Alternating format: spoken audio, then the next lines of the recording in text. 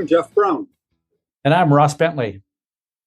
And this is is No Dumb Questions. There we go. Okay, we'll see how that goes. Yeah, okay. Well, Jeff, I don't know. I'm having fun doing these things with you, and Me too. I got a really interesting question because it could be taken in a number of different directions here. But so Jeff C asked this question. He asked, I have a question about qualifying versus race setup differences in single-seater downforce cars primarily. Indy/F1 is what I have in mind. I'm assuming that Jeff is not driving or engineering for an Indy or a Formula One team because I'm not sure he'd be listening to our podcast, but whatever. Okay. Right. Jeff goes on and says, there are obvious things such as fuel load, etc. What are the most common differences you see, or the first things you'll look at when making a change from a race setup to a qualifying setup, or vice versa? Yeah, that's and sorry, he also carries on with, does your outlook change much when comparing single-seater downforce cars to cars with much less downforce? So kind of a two-parter here about the race versus qualifying setup, and then whether it's single-seater versus cars with less downforce. Really, that's a good question, and a lot of people,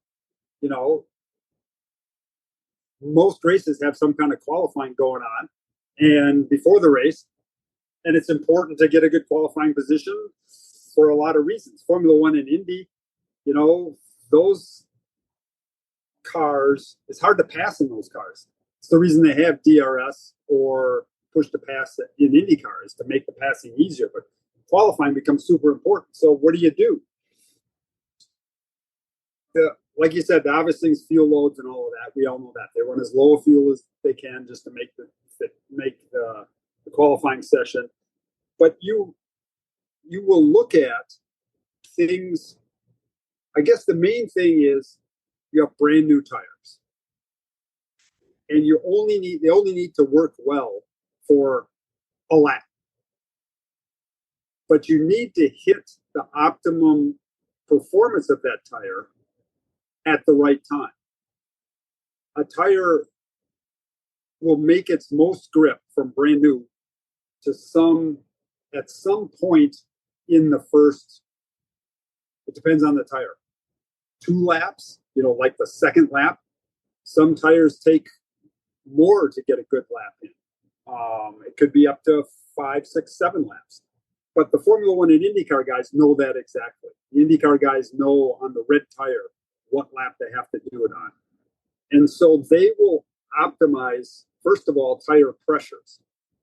Because if you were to run your tire pressure the same in qualifying as you did in the race, the optimum pressures that give you the right spring rate of the tire, because the spring rate of the tire changes with pressure, the pressure that would give you the right spring rate in a long 20-lap run is going to be too soft in a 3-lap run.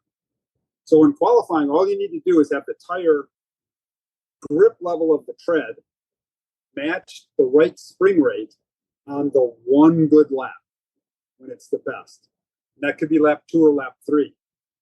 So the race engineers will try to get the tire pressures right. Usually it's by running higher tire pressures in qualifying, so that the tire comes in. It gets to its peak performance quicker, so that the tread is still good. It's still new, but it hasn't worn out or overheated. So they're trying to adjust the tire pressure perfectly to get that to happen. Then the other thing is, that your tires are going to be at the most grip you'll ever have in qualifying, because you have very light fuel tanks and the tires are as good as they can get. So you can take advantage of that extra grip that you have that you won't see in the race, because in the race you'll have new tires and heavy car, and so the car will slide around more.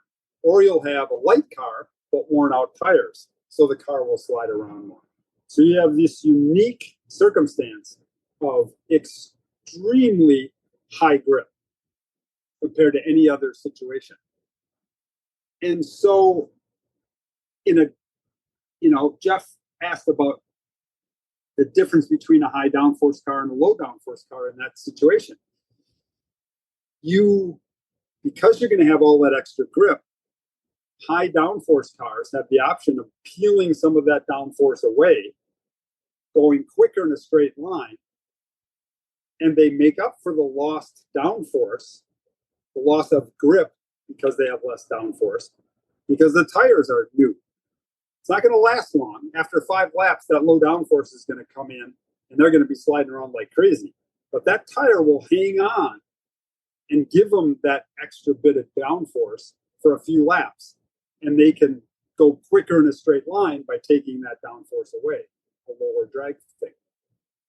I think you'd be surprised. You would probably think a GT3 car wouldn't be what comparing a single seat downforce car to one with much less downforce. For sure, a GT3 car is a lot less downforce than an Indy car. But the GT3 guys do exactly the same thing. You'll see, SRO is a good example. Fierce GT3 racing, where qualifying is a lot of times decides the race, because you can't pass in those cars because they get so aero tight or aero pushy. When you're up behind somebody, it's hard to pass. So they put in massive efforts in qualifying. And they will do the same thing. They will take wing out and rely on the extra grip from that tire. They will also do things, this could apply to single seaters and GT cars, because you have extra grip, you can, from the new good tires, you can abuse that tire for a little bit. So you can run a little bit stiffer anti-roll bars, a little bit stiffer spring rates, a little bit stiffer damper valving, because the tire has the grip to hold it. You could kind of, what would shock load the tire and make it degrade fast and, quote, go off quicker, is not important in a 3-lap qualifying run, a 4-lap qualifying run. So you can really load that tire hard, push it into the track hard. And yeah, it's going to heat the tire up. And in 3 laps, it'll be overheated and you'll be really much slower. But you don't care after 3 laps. You're going to get your qualifying lap in that first or second lap, depending on the tire. Maybe it's the 4th or 5th lap, but there's that ultimate lap or 2. And you can tend to abuse the tire a little harder with stiffer setups and less downforce. So it really comes down to the tire. That's the big thing in qualifying, and getting the most out of the tire as quickly as possible, and trading some of the things that you need to make a good long run car, one that's nice on the tire, doesn't abuse it. You don't have to think about that. You can optimize it for that 1 or 2 laps, not a whole stint. Like so much in racing, it's a series of compromises, right? Right. It's the cool thing about qualifying is maybe there's less compromises. Yeah. Because you don't have to go, you're doing this one very specific thing. I'll give an example. I ran a guy, and he wouldn't be mad if I told him who it is. That I ran a really fast young kid, Jimmy Kite, in Indy cars at the Speedway. And these were back in the days when there was a true bump. I mean, there was, 38 cars for 33 spots. So qualifying was like important. You had to make the show. And unfortunately, we had crashed quite a bit. We crashed, maybe 3 times in the month of May. This was back in the early IRL days when motors were blowing up and crashing guys and stuff. And so we had a struggled month, and we were not a shoo-in to make the race. We needed to make this race. And so we were about ready to go qualify at the Speedway, and we have at that year, we had these gurneys that slid in the rear wing. They were not bolted in. You could open a little door and you could slide a gurney flap it out and slide another one in. And we had, I think, a 1/4-inch gurney flap in. That was kind of our standard height that we were running, and we had a pretty good balanced car. And Jimmy and I were talking about what should we run for qualifying? What's the qualifying setup? We knew we could probably run less downforce at the rear because, like I just explained, we had more tire. We had a brand new tire that would hold on to the rear of the car for us because we had, we were going to qualify, obviously, on brand new tires. So it was, how much do we take out? Do we go to from a 1/4 to an 1/8? Do we split that difference? We had all sorts of, we had them by 1/16 of an inch. We were trying to decide. And he wasn't sure because it's a mental thing for the driver too, right? I mean, it's qualifying is different for him. So we went through the qualifying inspection, and it's right there on the front straightaway. And you can still make some changes to the car. One of the things you could change was wing angle and gurney flap. And he gets in the car and he's psyching himself up and he goes, all right, let's change it. And I said, change the gurney, right? He goes, yeah, let's change it. Let's do it. Let's take it out. I said, okay, we'll take out the 1/4 and we'll put in the 1/8. He goes, nope, take it out completely. And I said, like, no gurney? And he's like, yep. And I said, Jimmy, that's like, oh man, we haven't even tested that. I mean, that's like insane. You can't do that. He goes, I'm going 4 laps flat around this place. I'm not lifting. Take the gurney out. And I didn't want to, what I just said about we hadn't tested that, that's insane. I didn't say that to him. That's what went through my mind because he's psyching up to go around Indianapolis at 200 and whatever, 30 miles an hour. And I was like, you sure you want to do that? And I said, I can't tell you exactly what's going to happen. He goes, I know what's going to happen. We're going 4 laps flat out. I'm not lifting. It's like, all right. So he slid the thing out. He went out. I got in a little golf cart, went down to turn 4. And his warm-up lap was like on my stopwatch.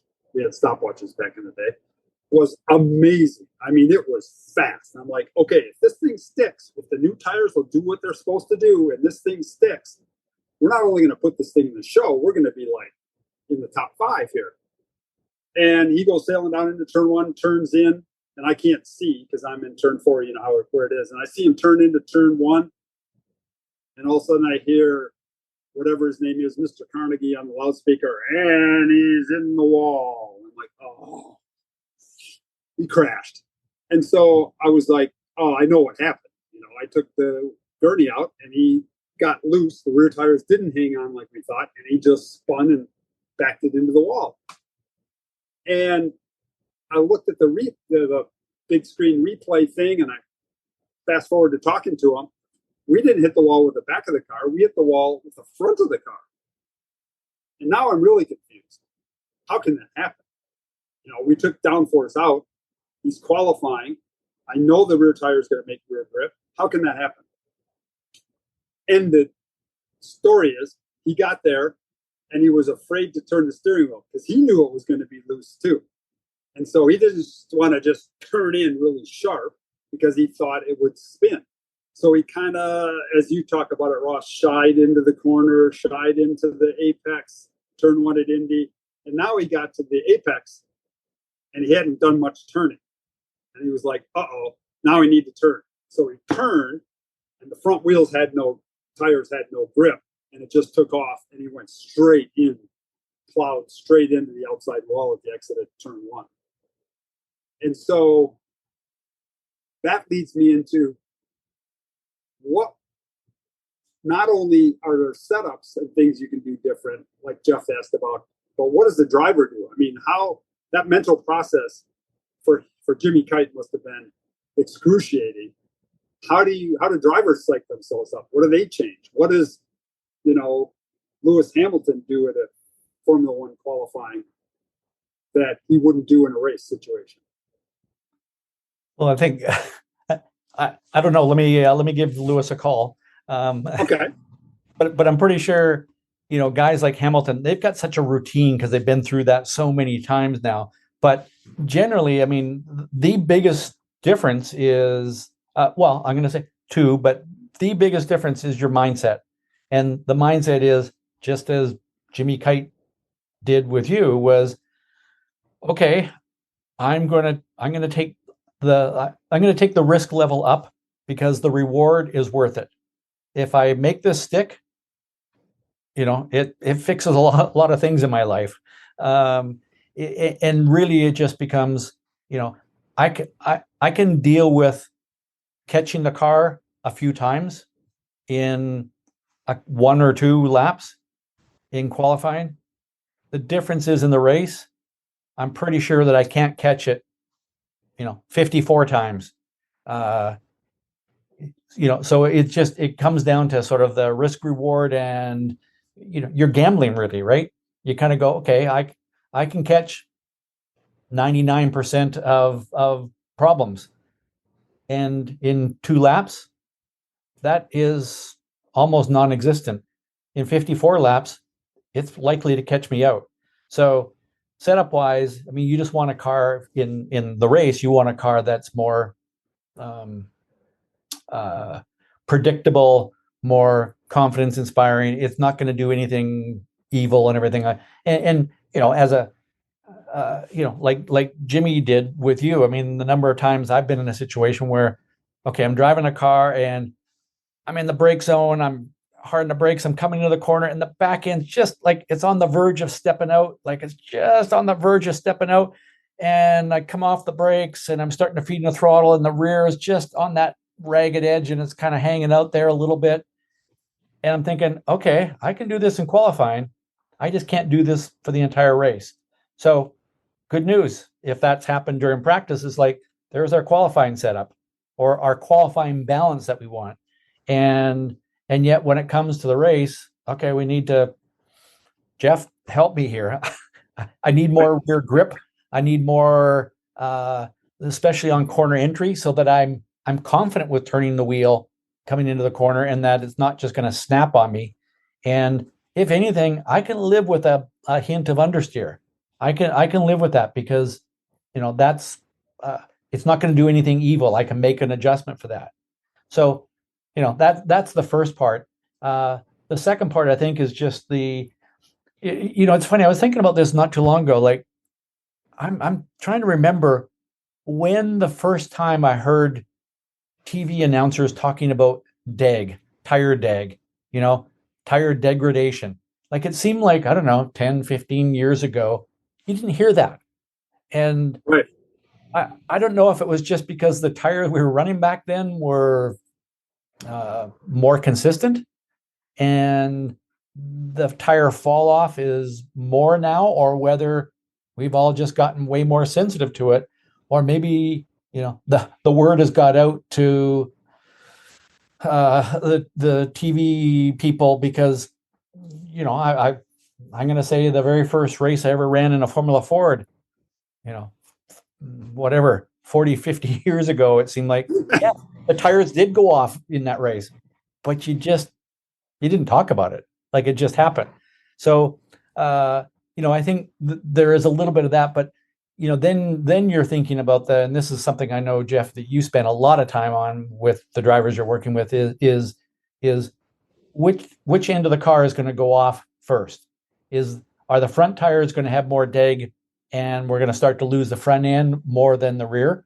In which case, yeah, we're going to start obviously with the car biased towards the front a little bit, because you need that later in the stint. Or the other way around, if the rears are going to go off, then you want the car to be a little you want it to be a little bit loose at the beginning, or sorry, a little bit pushy at the beginning, because you know that the rears are going to start to go off later on. So, thinking about that kind of stuff. And then, as a driver, I'm thinking about, for qualifying, all I care about is one lap. That's all I care about. I just want one precise good lap. And yes, there's, sometimes you're thinking, okay, I'm going to put in a banker, I'm going to bank one good lap that I know is really good, but I'm not just going to throw it on the very ragged edge. And then I'm going to do one more lap where it is on the ragged edge and there's nothing left. And if I mess up a little bit, well, I've got my banker lap there. Right. Come the race, It's okay, what do I need to do with my driving in terms of, a lot of times, I can adjust how and when the timing and rate of release of the brakes. It's probably the single biggest thing. And then, what can I do with an initial turn in and the line that I'm going to use, and thinking about that, that as the car starts to change, because in the race, pretty much the only thing I know for sure is the car's balance is going to change. And if I can run through all of those scenarios in my mind beforehand and go, if the car pushes in slow corners, this is what I'm going to do. If it pushes in high speed corners, this is what I'm going to do. If it's loose in slow corners, if it's loose in high speed, these are the things I'm going to do so that I'm prepared for that when I finally get out there. Those are the ways I kind of approach it. That makes sense. And I think you're the kind of driver that would like to have that conversation with your engineer. And, I would do that and say, back to the Jimmy Kite example. Jimmy was one of the most talented, raw talent drivers I've worked with, especially on ovals, man. I mean, he was amazing on ovals. He would drive the car so free and so loose. He was a big Silver Crown sprint car driver. They drove those things off the right rear on ovals. And that's the way he drove the Indy cars. He's like, I can't feel the right rear. I can't feel the right rear. I got to feel what the right rear is doing. And the minute I got it loose enough so that he could feel the right rear sliding, he was happy. And I was like, you're insane. We're at Indy. You're sliding the right rear because you need to feel it. He was super talented. And he wanted to know what I could do to the car to help him make it freer for qualifying. Road courses the same way with other drivers. Like, they'll tell me things like, look, I don't care. Okay, I know it was really nervous on entry in practice. That's okay. I can deal with that in qualifying. Give me that, put that rear anti-roll bar back stiffer that I didn't like for the race, but I want that for qualifying. And a lot of times when we're setting up a car, the good drivers will make that comment. Ooh, yeah, no, that might be a good qualifying setup, but we definitely don't want that for the race. Well, I marked that down, okay, that's a qualifying setup. And they're not that much different, but it's a driver engineer thing, because I don't know how much, I can't look at the data and go, oh, that's too loose for him in qualifying. He has to help me with that. Like, what are you comfortable with? Because you're, like you said, you're just going to go out there, sail it into the corner, and rely on your talent to deal with whatever happens. You really don't know what's going to happen when you sail it in 5 miles an hour faster than you ever have before. So, I got to know how much you're willing to explore or experiment. It's a fun, I like that. It's a fun kind of dynamic, because you get to watch drivers. We could do this podcast for 3 hours. I could tell stories about Kelly Alboredo on one lap Pirelli qualifying tires in a Ferrari 333 and how he got the most out of those. But that's for another one. Yeah. The interesting thing also, then you get into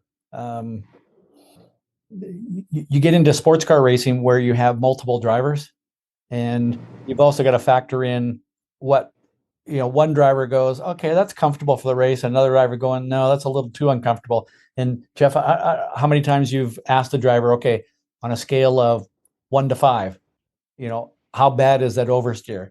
And one driver saying, oh, it's a 1 or a 2. And the other one's like, no, it's like a 4. Right. So right.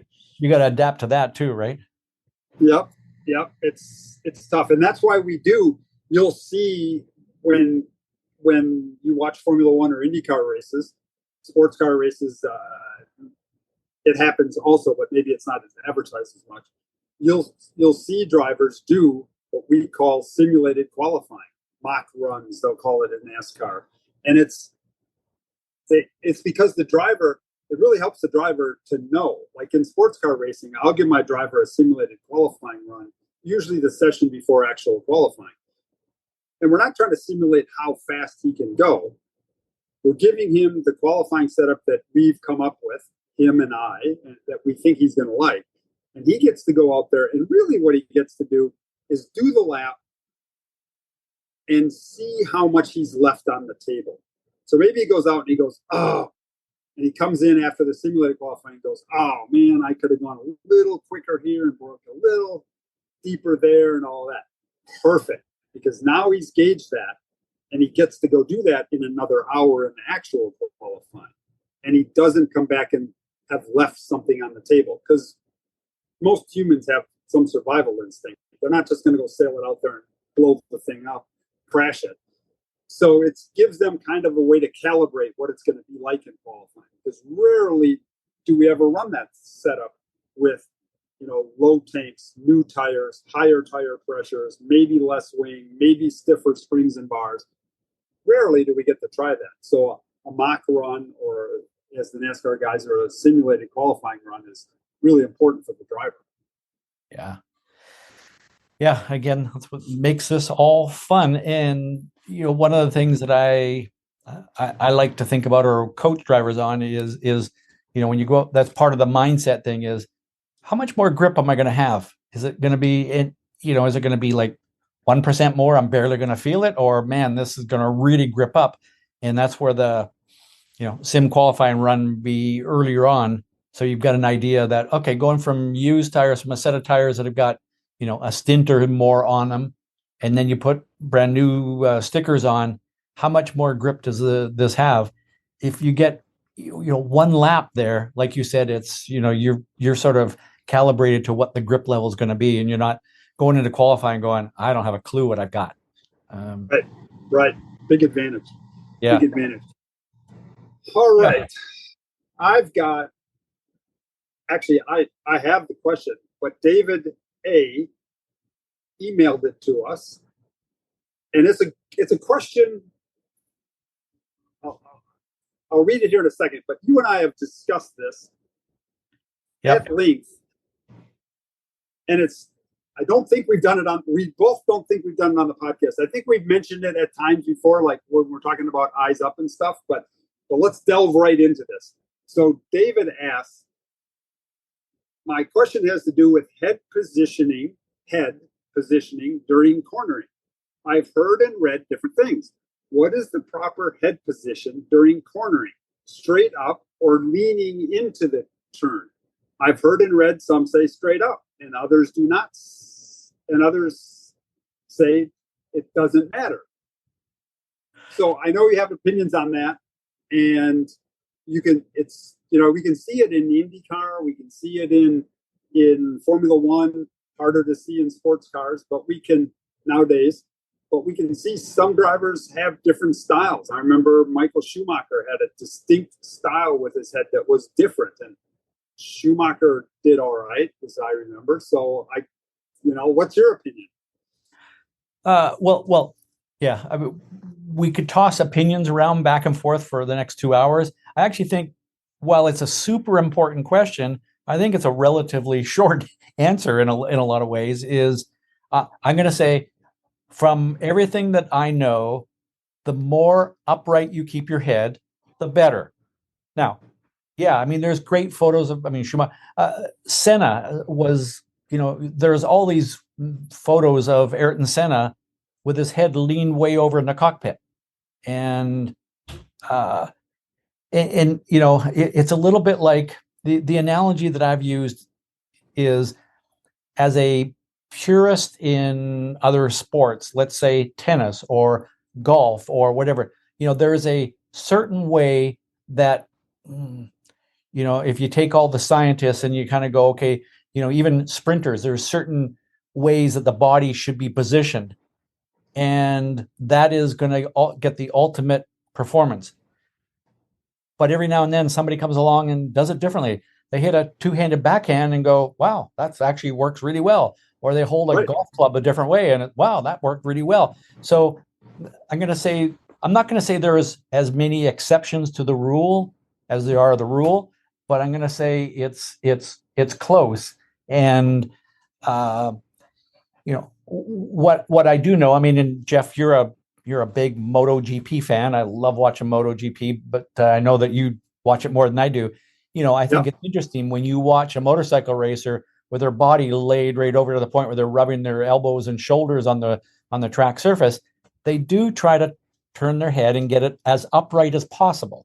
Because, again, in doing research around vision and things, I know that our brain is used to receiving information from our eyes in a horizontal position. You tilt your head on an angle, and I'm doing that right now as I'm talking here. Right. As you tilt your head, the information visually going into the brain is different.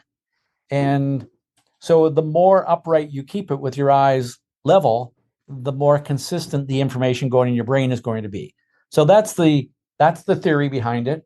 And that's why, until something comes along that convinces me otherwise, I'm going to say, in general, as a general guideline, the more upright you keep your head, the more straight up and down you keep your head, the better. And again, yes, there are exceptions. Ayrton Senna, Schumacher leaned his head. Somebody, Colin, your son, who tends to lean his head a lot. And these are guys who are the best, right? So it can happen, but it's a little bit like, there was a whole thing around some of the videos that came out about Senna and the way he used the throttle, where he kind of stabbed the throttle coming out of a corner, and people go, well, if Senna does it, shouldn't everybody do that? I'm going to say that's another one of those, had he done it a different way, would he have been even better? If Senna had kept his head upright, would he have been even better? So I'm just going to say that there's a point there where, I'm going to say keep it as upright as possible. That makes perfect sense. I think I always wondered, because I watched guys do that, and like you said, Colin was one of those guys that did that, and he started doing that in karting. And I see a lot of good kart racers, and I don't know why karting would make you do that more. I've really never thought about it, but you see a lot of kart racers. It's more like karting is more like a MotoGP, where there's some body. You can see the body English, and you can see how he's using his arms, and whether he's steering with bent arms or straight arms, or whether it's seat position and how his shoulders are moving and everything. And it seems like a lot of quick kart racers tend to move their head or lean their head a lot. And I don't know, maybe it's because they're 8 years old and their neck muscles aren't strong enough and they need to lean in. I see that a lot too. But and maybe that just translates into cars. I'm not sure why. But I would say one thing, Jeff, and that is, I think riding a motorcycle and driving a kart, the way you move your body influences the performance of the vehicle. Yep. And, when you're driving a 1,500-pound Indy car, or whatever F1 car, or a 2,000-pound prototype car, or, a 3,500-pound stock car, right, you lean your head one way or the other, I'm sorry, doesn't matter. It's not going to make any difference. But no, it's possible. I know in a kart, sometimes karters will lean their body to the outside, which is a whole other conversation, which I think we've talked about a little bit in a previous episode of the podcast. But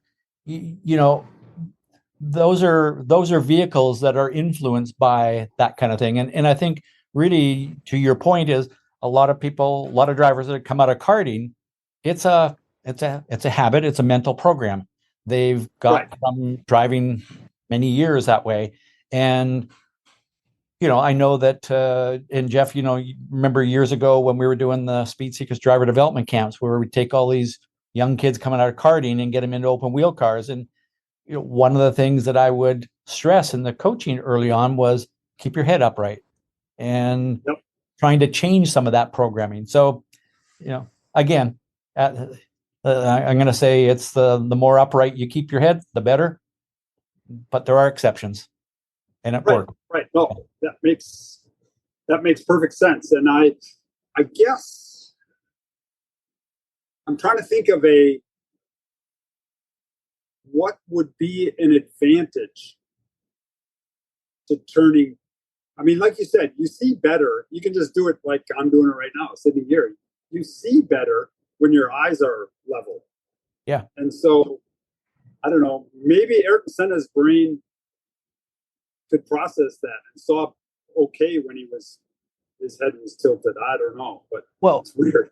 Well, I mean, that's the point is, especially all the neuroscience research that's been done in the last few decades, this whole thing around neuroplasticity, where somebody can have a stroke, a part of the brain can be totally destroyed, and eventually another part of the brain takes over the duties of that part of the brain. And, in this case, Ayrton Senna's brain learned how to compensate for his head being tilted. And right. If you do it enough, eventually your brain goes, "Oh, I know how to deal with that." So I think, I think that's the bottom line is, now the one other thing I would throw in here, just because we're talking about the head position, is one of the things that I see, I'm gonna call it a mistake, or as I like to call them, a learning take, something to learn from, to improve with, is some drivers don't rotate it enough, turn their head and actually physically look through the corner enough. And, they sort of rely on their eyes moving in their head sort of thing, and just moving their eye, using eye movement, as opposed to tilting their head or moving their head, not tilting it, but actually rotating their head. And I'm going to say that's one of the things that I've noticed just about every single great driver that I've watched do really well, is they turn their head a lot. And I remember years ago when Al Unser Jr. was at the peak of his form in Indy cars, and he would just kill people on street circuits. And one of the things that I noticed, because I was on track with him at times, so I'd be spending time watching him in and around the track as well, but he would approach a corner on a street circuit where, the straightaway is kind of lined with concrete walls. But as he approached a corner, it was almost like he leaned his head forward and tilted and looked around at a corner and rotated his head and kind of stretched his neck a little bit more to look further around the corner than anybody else did. And, go look at a great photo from Al Unser Jr. at Long Beach, where, I don't know, forget what he won it like 5 times or 6 times. Yeah, exactly. And he moved his head and looked around the corners more than most other drivers. So yeah, there's some great shots. When you mentioned that, I was thinking Long Beach too. There's some great shots at Monaco from the 60s. Graham Hill and Jim Clark doing the same thing with their head like turned almost 90 degrees, looking almost over their shoulder to go around like Rascasse and places like that at Monaco. I mean, that's a good point. But there's a difference between turning your head and leaning your head. Yes, which I think is your point. Yep, yeah. And then somebody's going to go, yeah, but we're all wearing Hans devices now, head and neck restraints, and we can't turn our heads as much. I don't know. I've not worn a head and neck restraint system that restricted me from turning my head as much as I ever wanted to. So no, and those things, they slide through those sliders in the back now. Yeah. So yeah, I don't think it's a problem. Yeah. So there you go. There's my opinion. Cool. Wow, that's great. All right, qualifying setups and how to hold your head and all that kind of stuff. Another good episode. Well, we thought it was a good episode, right? Right, and I guess we're just doing this for us, right? Nobody listens to this. If they think so. If they do, they need to get a life. Right. Yeah. Right. So as long as we're having fun, I think that's the point. We'll keep doing these. But if you're listening to this and you've got a question you want Jeff and I to beat up or give some opinions on, or come back with our usual answer of it depends, then let us know.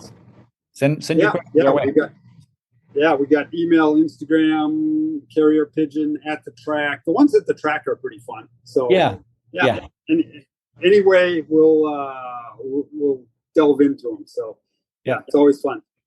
So let's do it again. I guess we'll sign off.